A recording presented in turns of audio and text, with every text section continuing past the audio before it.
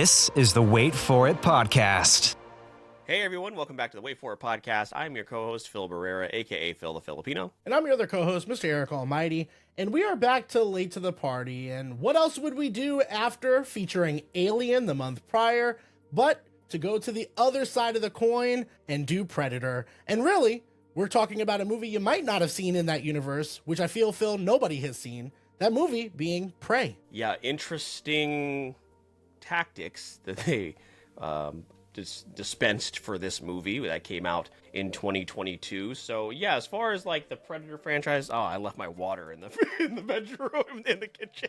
That's unfortunate. Let's start over. I need my water. Let's just clip you in with your water. Ready? Hold on. Ready? Just like hold up where your water would be in one hand. Pick a hand now. Okay, got it. Go empty now. All right. There we go. Much better. The power of editing. That was fantastic. So yeah, a Prey, as far as like the Predator franchise in general, it's something that I've never really dove into, which is interesting because like it is kind of, it is a monster movie, and then it's like kind of like kaiju adjacent as far as like the design, but it's one of those classic films that we just have not dove into. So it'll be interesting to see, like, after we have this conversation, like, are we going to watch some of those original Predator films? I would be interested to see how you feel about it going forward. But yeah, Eric, let's talk about Prey 2022. If you want to know where you can find the rest of our content, as well as where to follow the Wait For It podcast, make sure you stick around to the very end. We'll let you know where you can find all of that. But first, a synopsis. Prey was directed by Dan Trachtenberg.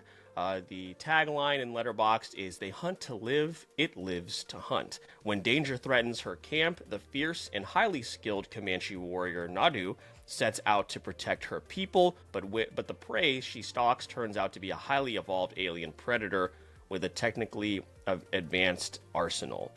So Eric, I'll throw this to you first, because I just want to get your history with the Predator franchise. Have you seen any of those original campy Arnold Schwarzenegger films, or was this something that you dove into, I know, a couple months back? Was this your first foray into the Predator universe? No, so we kind of touched on this a little bit in the Alien episode, very slightly, about my history with Alien and the fact that Alien versus Predator was always on the docket. Earlier than that was the original Predator, and I'm pretty sure I've seen Predator 2. Again, it's one of those movies. Was it on TNT or TBS one day and I watched like an hour of it when I was younger? Probably. I might have also seen the whole thing. It's hard to tell way back then. It wasn't a movie or a franchise, though, that stuck with me. And then in the 2010s, they started the whole reboot thing and tried that out. And then they came into the 2020s, reinvigorated with Prey,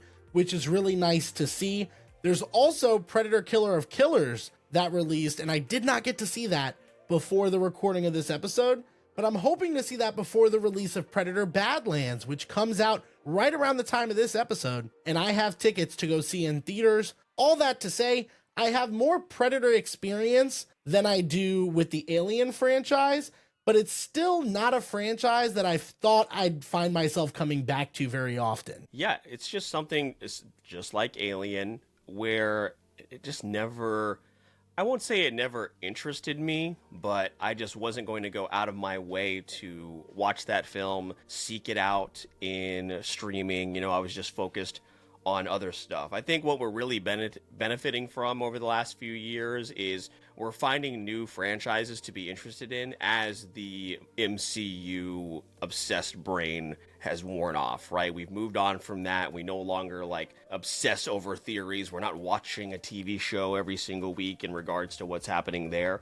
So that's allowing us, and it's a great benefit, of course, to start these new franchises. You had gotten into Alien before I did, but now I'm very much interested in watching more of those films. And now the same here when it comes to the Predator franchise. It's after seeing this, I'm certainly intrigued, and seeing bits and pieces of again, the campiness of the 1980s Predator. That's something that certainly interests me. I probably won't watch the new one, 2018's Predator, The Predator. That's not going to happen. But as far as the original ones, yeah, I might dive in. So yeah, let's jump into our takeaways when it comes to this film, Eric. And you had alluded to, you mentioned before we started, you watched the kill count for this film, which means we've seen it twice, actually. So you watched it once on Hulu. That's not what that means. And again on YouTube. So that's fantastic. One thing I do want to shout out that I learned as well, because I watched the Prey kill count as well.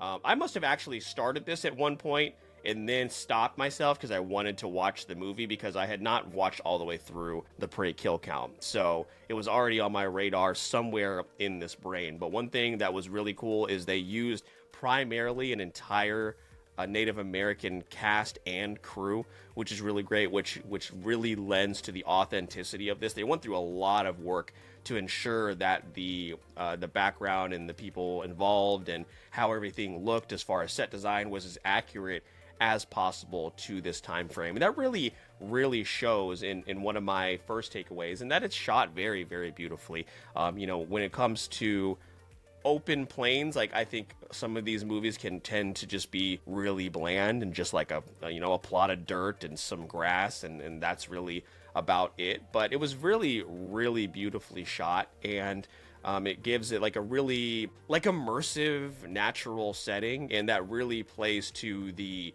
primal nature of this predator, which is does not have a lot of the technical gadgets that we see later, but still obviously has a lot of the gadgets are still out of place enough to really stand out against this backdrop. So that was always one of the things, even going back to seeing the trailers for this back in 2021, 2022, I was like, well, that's really cool. Like, as far as going back to, pre-colonization times, although there are colonizers in this, we'll talk about them. Really cool scenes there. And, but yeah, as far as the setting, Great Plains looked really cool, and they put a lot of work into it. Yeah, that was one of the things I really appreciated about the kill count and the presentation. So I will give you that.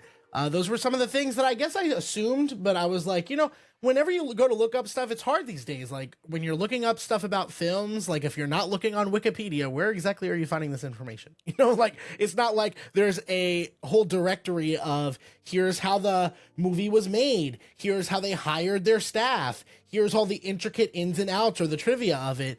It's almost like this information's scattered. So the kill count was really nice to kind of condense a lot of that into one location. And it starts off with that, which was a great place to do so, because for my first takeaway, Phil, I agree that I really enjoyed all of that representation and that inclusion. And that includes Amber Midthunder, who was really great as our main character.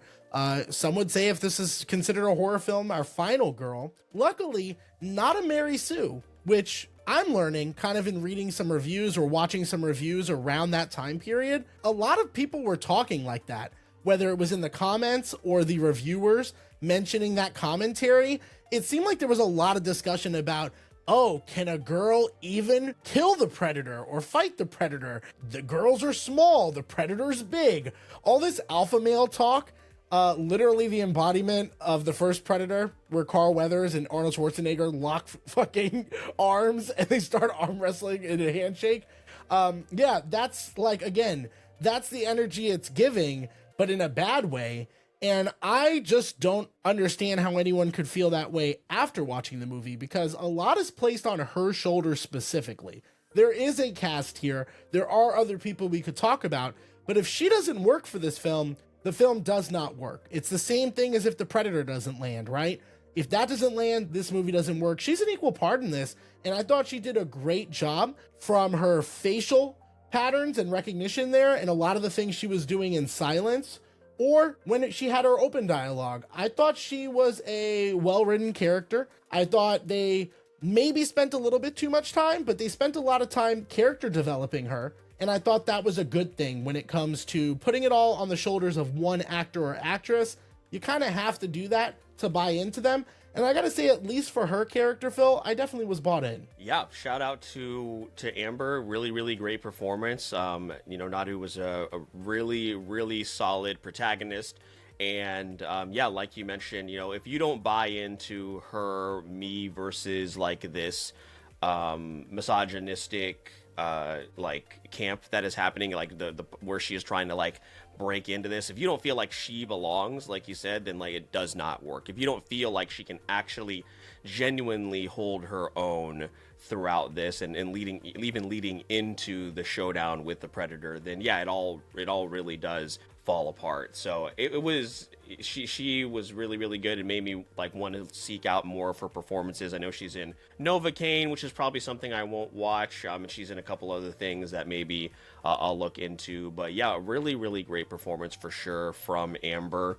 To get into my next takeaway here, Eric, it is going practical with the Predator. Shout out to Dane DeLigrio, who was actually also in the kill count. I thought that was a pretty funny bit. Huge guy, which is crazy. He's 6'8", but he is like the shortest person to play a Predator to date, which is nuts because that's a 6'8" is a power forward in the NBA.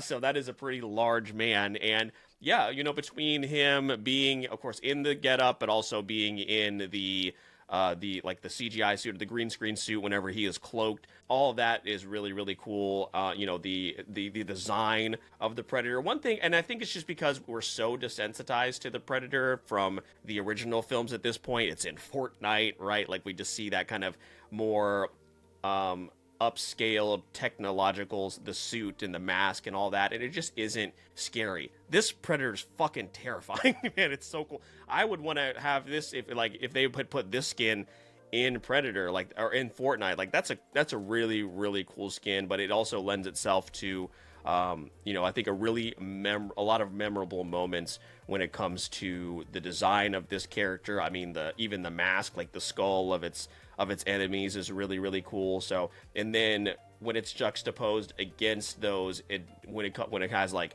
the shield and it still has the lasers, but it shoots shoots the arrows instead of bullets or instead of like explosives. All that just works really, really well, and to see it move and see the weaponry, again, all of that looks really, really great. And especially again, as I talked about in my first takeaway, the setting. So hey, we talked about this in length with our friends a couple weeks ago with Blythe and with Sophie, as far as like what people want to see in movies. Like, this is what we want to see. Like, we want to see people put in the work and go practical, and it really pays off, and that happens here, in my opinion. Yeah, there's a lot of stuff from that aspect that goes really well. I think one of the things on the opposite end, which was one of my takeaways, so I'll kind of throw in maybe my negative here. This did have a budget of $65 million.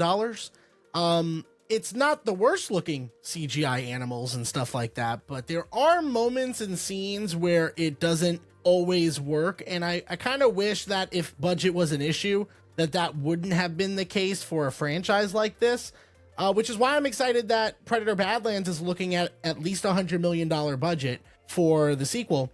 And it's well on its way, it looks like, for projections to be one of, if not the highest Predator grossing film in theaters for its opening debut. So I'm excited to see like what improvements they make, and I hope in those dollars we don't lose some of the practicality that you mentioned, because it's definitely present here, and it's also a layered down story, very easy entry as well. That might even be like a bonus takeaway here, because I think the easy entry into this is the nice thing about it. In addition to a lot of the things that we've mentioned so far, I don't think you really have to have seen any of the other films to enjoy this or to get what's going on. And I think that's extremely enticing for people to watch, especially the fact that it got released on streaming. It's accessible on Hulu, probably now Disney Plus as well, with how that platform is working. So it's only going to get more exposure.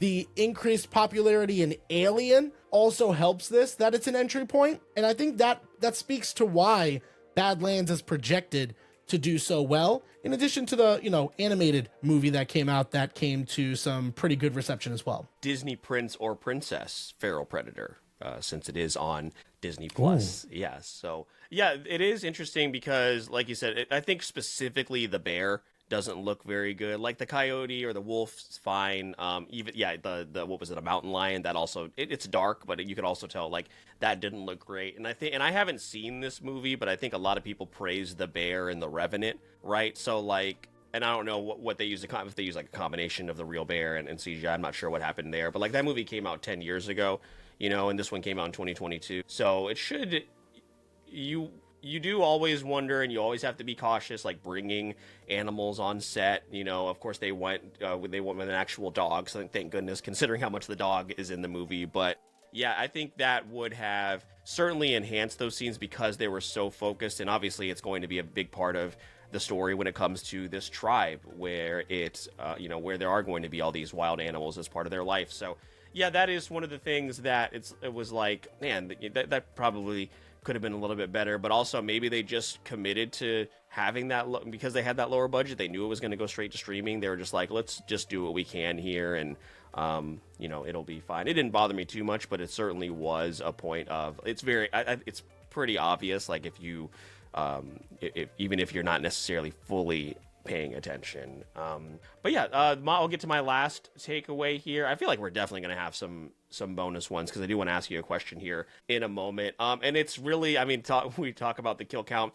It's the kills, man. The kills are, especially when he slaughters the French like conquistadors or whatever they are, like that scene is dope. When it comes to like using the shield and then the net that just disintegrates that dude, and then the best kill in the movie when the bullet just ricochets off of his helmet, which like adding that little bit of humor here and there worked really, really well. But again, even in the earlier scenes when they were trying to bring Naru back to camp, when they run into the predator for the first time, all look really, really good. And again, that's a partially when it comes to using those practical effects again. But like, yeah, you always hear about this really intimidating and like bloodthirsty character. And again, it is someone this was my first introduction to a Predator film.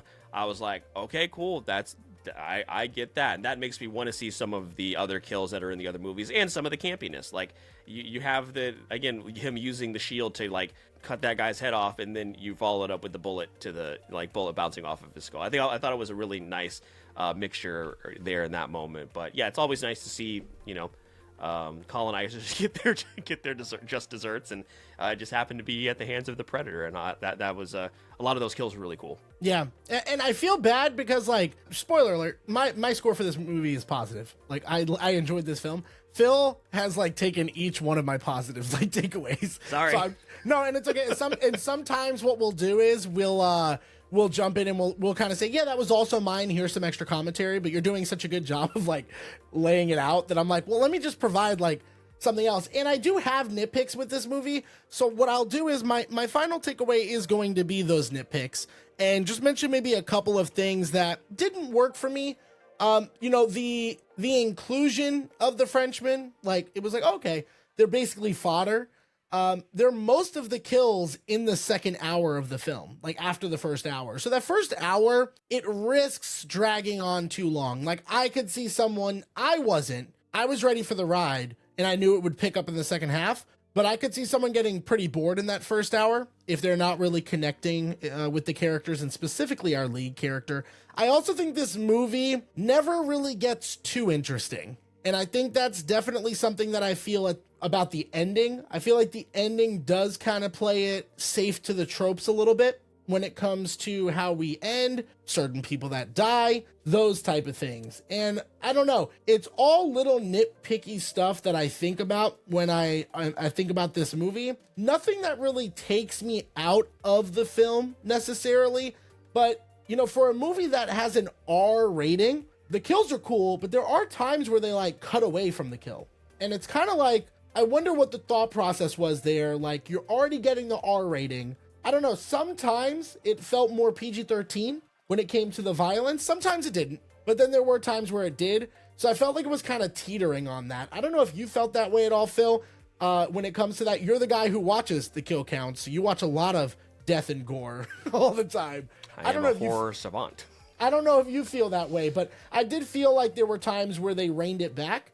And for an R-rated movie, I guess I would have just maybe hoped for more for a franchise like this. It seems like that's happening a lot, though. So, like, when I watch some of the newer kill counts and some of the films that are a little bit newer, Sinners even did this where they're starting to cut away from kills, and maybe that's because like audiences are just getting a little, they're not having positive reactions to that much gore and that much violence, maybe because of like how things are right now.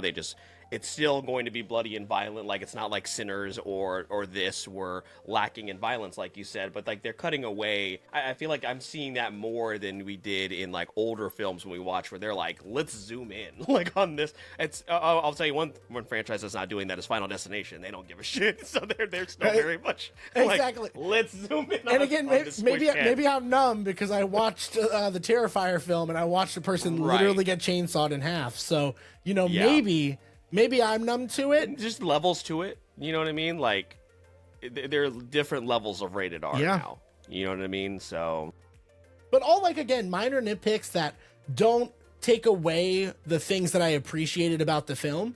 But there are things, since we've talked, I agree with so many, all of your positives. There are just a couple, again, small negatives. The story that is keep paid it. by numbers. The story is, we are, they don't believe in me. I'm going to prove myself, and then I come out on top at the end. And again, the way that all that happens is entertaining, but like there's not a lot of risks here when it comes to the story. So the colonization stuff, like all of that, I think is a good inclusion for it, but they really are, like you said, just there to rack up the kills and to get their comeuppance, and all that is fine. And I think for this, like I'm coming into a Prey or a Predator movie just wanting that. I'm not looking for a next level story. And even though there is that here, they're trying to do that narrative wise. It's just like, I had a good time, and like the people that I wanted to die for the most part, well, actually all the people that we wanted to die did end up dying. And then, we have a noble sacrifice, and then then she is able to take him on and outsmarts him, so that's pretty much it. Point A to B to C, and that's what they did. I do want to ask the question I wanted to ask before we get into scores and stuff. I thought it was really cool that there is a Comanche dub of this. Would you rewatch this in Comanche, in sub? Potentially, yeah. I think it's really cool, like that they reshot the movie. Yeah, I probably would. If that was presented to me in a clearer light, like when I went to press play, I probably would have watched it that way. Honestly, that would have been really cool. Rewatching the movie, I don't know. I'm torn. I'm torn on that. If I was to rewatch it, though, yeah, I'd like to get that aspect. So if I rewatch it, I would. Yeah, well, one thing as far as rewatching it is it should have been watched in a movie theater. Would I have necessarily gone? Probably not. Just because of at 2022 specifically, probably not. But unless somebody told me, I'll be totally fine, which I was totally fine here in this. The fact that this just released on Hulu, I mean, I guess we would have to take a look at where the Predator franchise was at this time, because 2018 was a disaster. I haven't seen it, but it's got a 2.1 rating on Letterboxd. Keegan-Michael Key is in it, and listen, we love Keegan-Michael Key, but that's always an interesting sign. Not a good sign. But Sterling K. Brown, Olivia Munn, like, there are good actors in this, but I can't just refer to Cinema Joe's review of a 1.5 that says I blame Deadpool for how this turned out, or the MCU, probably both, to be honest. So that kind of tells you everything. It was probably it was probably a little too campy. And again, that comes after the Adrian Brody remake, which I had no interest in seeing him basically cosplay Arnold Schwarzenegger, and he's not even close. But that's what I heard. I didn't watch that one either. So again, I think at that point, that was like the third iteration of, I think, them trying to do the same thing with a singular title Predator that wasn't part of the AVP series. Yeah, see, this is not an instance where it's Predator and they're like, man, you know what this movie needs? More Predators. And someone's like, oh my God. That's not what happens here between aliens. Like, you're telling me there's no queen Predator? Yeah. So, I mean, I mean, now I guess I've seen both. I've only seen one AVP, so I guess this was my second Predator film. But I do want to watch Killer of Killers, and depending on and also want to see the animated one, which name? That's the one that you just named. That is Killer of Killers. Oh, what's the one that's about to come out that you're seeing? Badlands. Badlands. So if I get the go ahead from you, that's probably something I would dive into as well. What not to get into Badlands, but what movie is she from, the girl? Because obviously she's an android, but what character, what movie is she from? Is she from one or two? No, I don't. She's from neither. But I think I thought she was okay. No, but my understanding from what I've heard people speculate is that she comes from the corporation that is in the Alien franchise. So that's the tie-in. Oh, got it. Okay. Yeah, so it's almost like a pretty obvious tie-in. I'd be shocked if I don't walk out of there with some type of post-credit scene or some sort of scene or like allusion to the fact that these two franchises will probably come together again at some point. Yeah, I mean, they've talked about it openly. Yeah, I mean, we've successfully, and granted they're part of the same thing, but like we've successfully, and you may argue with this, but we've successfully done Godzilla and Kong and made that work to an extent. So, yeah, some people would say successful. Yeah, well, you know, it's making money. People that like to have a good time, but but like, there's no reason that you can't do Predator versus Alien correctly in 2020. Whenever that's going to come out. The Alien movies are in a good place. Predator is in a good place. Again, everyone's benefiting from the fact that Marvel's shit now. So there is space for these franchises to come back in. And, that is an interesting take, that there's like an opening for like spectacle movies. Like we are, if you kind of think about it, the last couple. Vin Diesel can't get his movie made. So. Well, yeah. Well, he doesn't want to make those budget cuts. But outside of that, like it is kind of interesting. The last couple of years, that might be an interesting thing to look at. Is like the last couple of years, what those spectacle moments have been. Your Barbenheimers, your stuff like that, like Jurassic shit. Like there's no Star Wars movies right now. Like it's not what it used to be, where Star Wars, Jurassic, Marvel was taking the cake and just not leaving any breadcrumbs for anybody else. Like it's really out there for people to go get. And I think that's an interesting take. And that's why Superman did so well, because people were like, man, I really would like to watch a good superhero movie right now. I mean, Fantastic Four is fine. What else came out this year? Chainsaw Man. Yeah, Chainsaw. Anime is thriving. It was a fucking spectacle. It was Thunderbolts, and those were fine. They were fine movies, but like everybody was so desperate for a good Superman. We got one, and now everybody's excited about the DCU again. You know, like DC films. Like I can't wait for Supergirl. And then they've already announced Superman 2, and we have a release date. Like, yeah, there was an open space, and people are anime and horror are like they're like up right now. Like they're killing it. So it's a good time to be a fan of both of those things. Well, Phil, I know we do more like this and we talk about similar films. Do you want to do that before or after we give our scores? Let's do it after. So let's go to the scores here for Prey 2022. Interesting balance or imbalance when it comes to tomato meter. 94% tomato meter score certified fresh, and then 74% popcorn meter score, which I thought was very interesting. It has a 7.1 over on IMDb, and then an average rating of a 3.6 over on Letterboxd. I ended up giving this a 4. I think as far as a film goes, it's a 3.5 when it comes to the story aspects and some of those things, but I gave it that extra 0.5 just because I had such a good time watching it, and it's made me want to watch more of this franchise and do a deep dive into that. So because it accomplished all that, I gave it a bump, an extra 0.5 point bump. Yeah, that's an interesting way of putting it, Phil, because everything you just said explains my score. I just didn't give it the bump, which is a 3.5. I really did think about it, and I think I'm not surprised at the critic score or the audience score for Rotten Tomatoes, because I could see critics liking this more than most audience members. I mentioned this earlier in my nitpicks. I don't really know if this is a movie for everyone, especially that first hour. I could see, again, somebody responding to that pretty negatively and being like, the payoff wasn't there by the end, and not enjoying the film overall because of that. And again, it's not a long film. This movie, again, hour and a half, a little over that. So it's not a long investment. When you're saying that first 45 to 60 minutes could be a drag, it's a hard sell. I think this movie sits at a 3.5. Is it going to be a 4 eventually? Maybe upon a rewatch, maybe in the subbed version. I definitely could see some additional bump in points being there. I just don't know that this would be a movie I would sit down with just anybody with, despite the fact of my earlier comments that this is probably the easiest entry into this franchise that I would think of based off of my experiences. So with all that being said, Phil, we have multiple movies that we have watched for the Late to the Party series. Where did this rank overall for you? For me, it ranked at 22, right behind films like Edge of Tomorrow and Top Gun, and right above films like Klaus and Nope. Yeah, mine, of course, my score is a little bit higher, so I put it at 16 right in front of Paddington 1 and The Whale, but behind Alien. I do acknowledge that Alien is a like true 4, whereas like I gave Prey that, like I said, I gave it that bump. So yeah, right behind Alien and, you know, Pretty Woman, but yeah, still right there in the middle. Like I said, very much enjoyed my time with this movie. Yeah, I think looking at your list now, Pretty Woman is going to be that barrier of like, all right, now what are we doing? I'm gonna be honest, like I might switch like Pretty Woman and John Wick. Yeah, no, Pretty Woman's got to go up. Yeah, you know that. Well, no, you you have Pretty Woman. I mean, crazy you can just high. You can put Pretty Woman. I will move it to 12.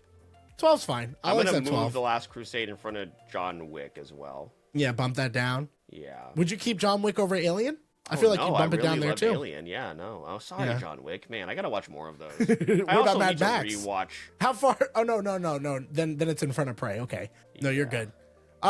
Films like this film, I have a lot. These are primarily from Letterboxd because the IMDb ones are the ones you know it's going to recommend, which is all the other Predator films, all the other Alien films. Yeah. So I'm going to have to ignore all of those given the fact that you haven't watched them, and I'm not going to ask you because you just explained that Alien is higher than Prey. Right. So there's going to be a weird mix of movies here. It's going to be interesting. Again, don't shoot the messenger. Phil, would you rather watch, and I guess we'll do the one that you've seen to start off. Would you rather watch Prey or Aliens versus Predator? Prey.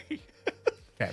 Definitely. Get it out of the way. Yes. Would you rather watch, and you said this the other day, I don't know if you've actually watched this, would you rather watch Prey or Riddick? Chronicles of Riddick. Prey. Yeah, okay. Prey, Vin Diesel's last good movie. Well, Fast 7's pretty good. But yeah, I do want to make a comment here. The Tomorrow War is on here. And every time that the Tomorrow War is on here, that movie with Chris Pratt, I really want that to be a late to the party episode.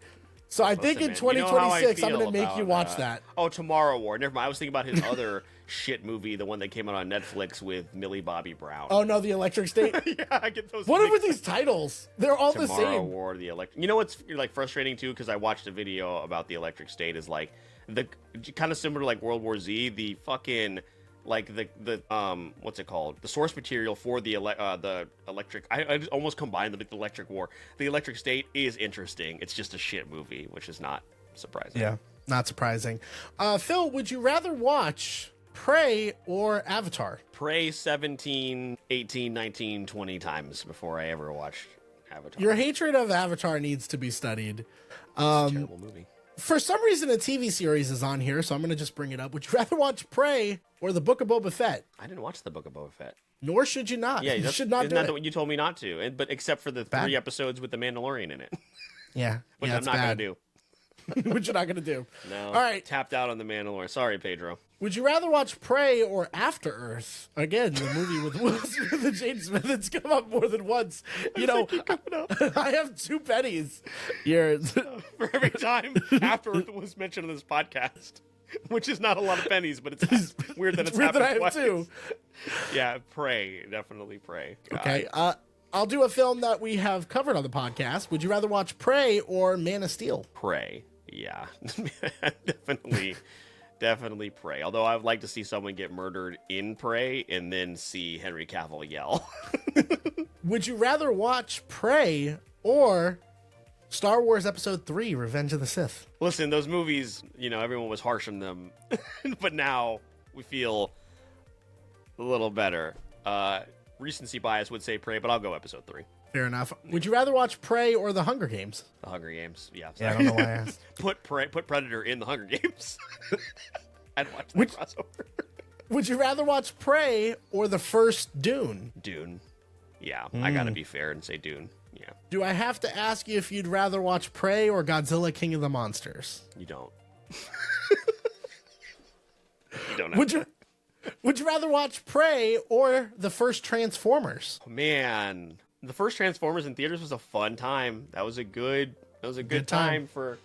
If I wanted just, like, stupid fun, it'd be Transformers. If I wanted a better movie, I'd watch Prey. But, like, yeah, Transformers, like, man, we saw that twice in theaters, I'm pretty sure, when that came out. Like... Yeah.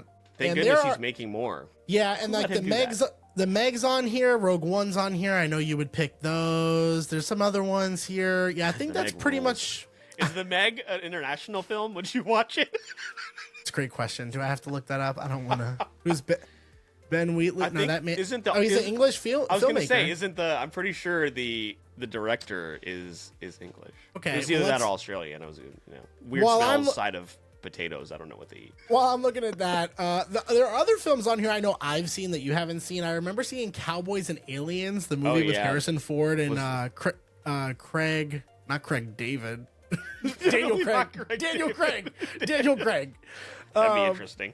There's also I Am Number 4, which is a film that was not received very well, but is a movie I remember enjoying when it came out. It's one of those like shit movies that I personally liked. I have like a weird list of those. Which one? No, the Cowboys movie vs. is Aliens, technically you mean? credited to be a U.S. and China film, The Meg. The Meg. Well, there you go. China. Okay. Well, We'll watch both of them. that was our more like this section of the episode, and Phil picked most of those other movies, I think. I don't think it's split. No, it's Prey heavy in the beginning. Yeah, we did start picking like your favorite. District 9. Would you rather watch Prey or District 9? That was also a like really interesting time. That was when we really started like analyzing film. I think was Yeah, District 9. District 9. We were like, "Well, what could this mean?" I can't wait for District 10. Cuts to us as like skeletons. Yeah, here, do the editing and make me a skeleton. No, that's too much. Yeah. Now, if you have a I would skeleton somewhere around and you want to put it in your yeah. chair, No, I don't. you don't. Unfortunately, We should have one just readily available. Yeah. We'll put it in we'll budget it in for 2026. I think I'd say District 9. Just because. Yeah, I'll go District 9.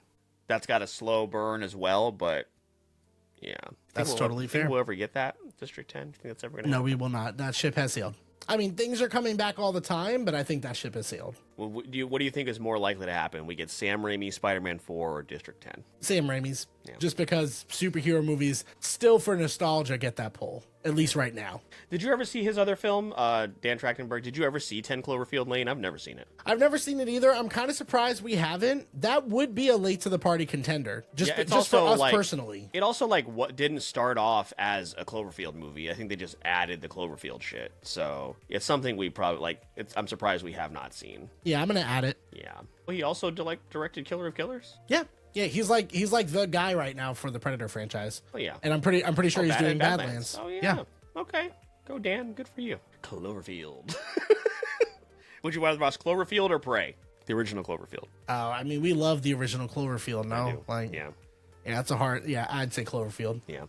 Cool. Well, what would you rather listen to? Another podcast or the Wait For It podcast? The answer should definitely be the Wait For It podcast. So if you want more of us, make sure you click the Linktree link in the show notes of this and every single episode. You can follow us on social media over on TikTok, Instagram.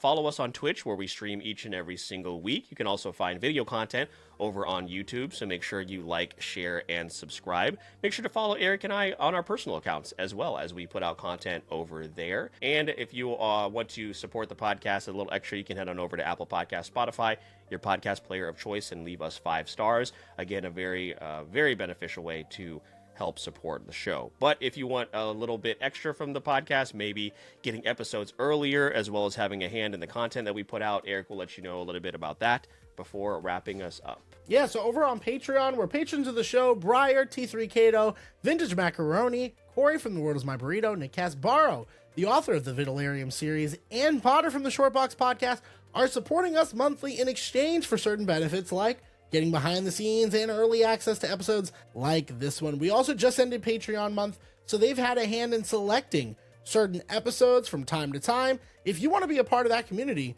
join us over on Patreon, support us monthly there. It helps the show keep the lights on. But if you can't do that, you can also do something equally valuable, which is everything that Phil mentioned that only takes a moment of your time, and we are eternally grateful for that. But this is the end of our episode. My name is Mr. Eric Almighty. That is a co-host of the podcast, Phil the Filipino. And please remember that we release new episodes every Wednesday for the podcast, and all you have to do is wait for it.